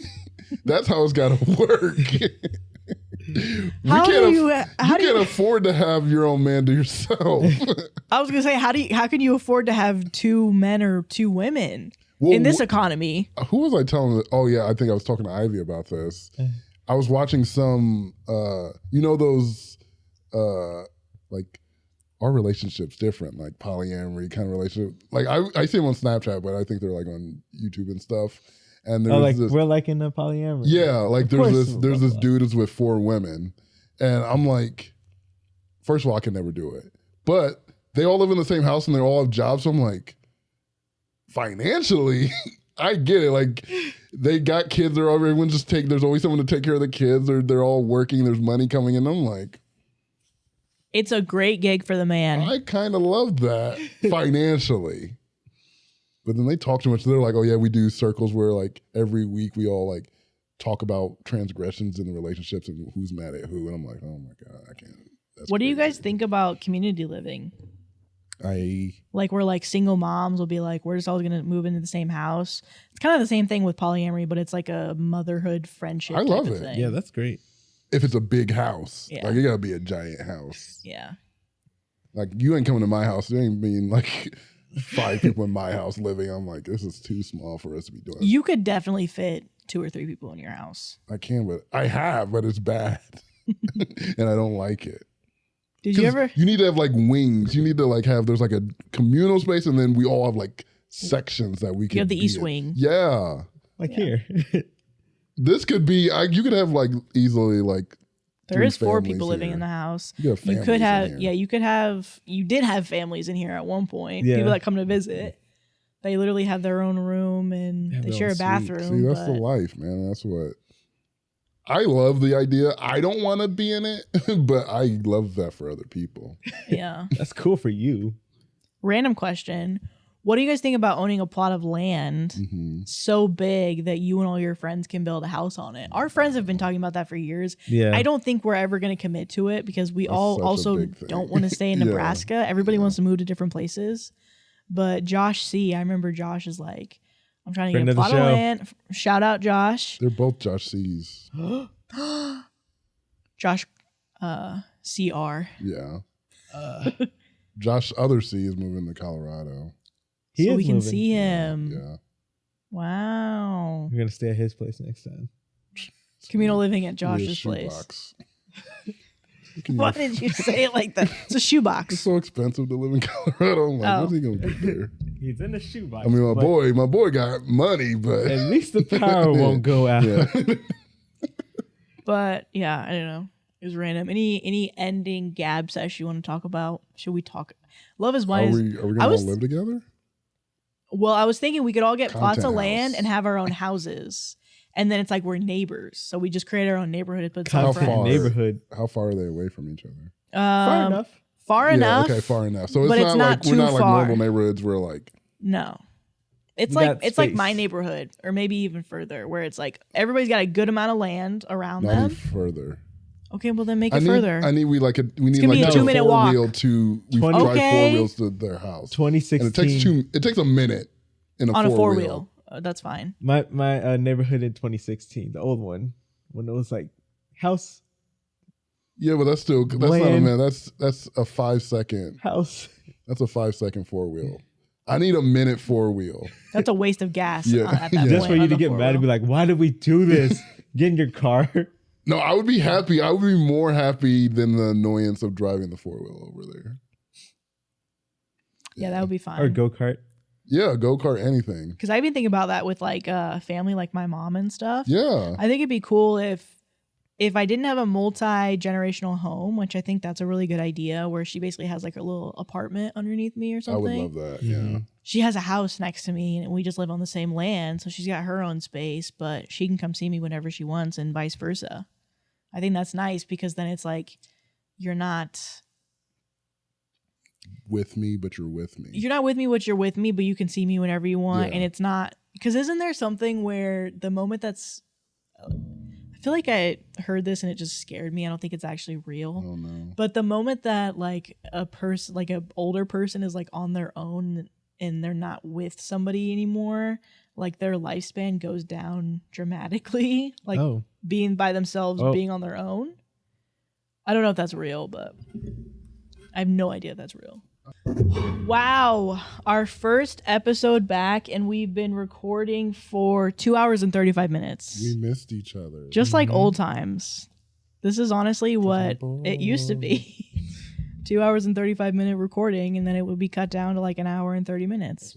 Thank you guys for joining us for another episode. We will see you next week. Bye. Bye.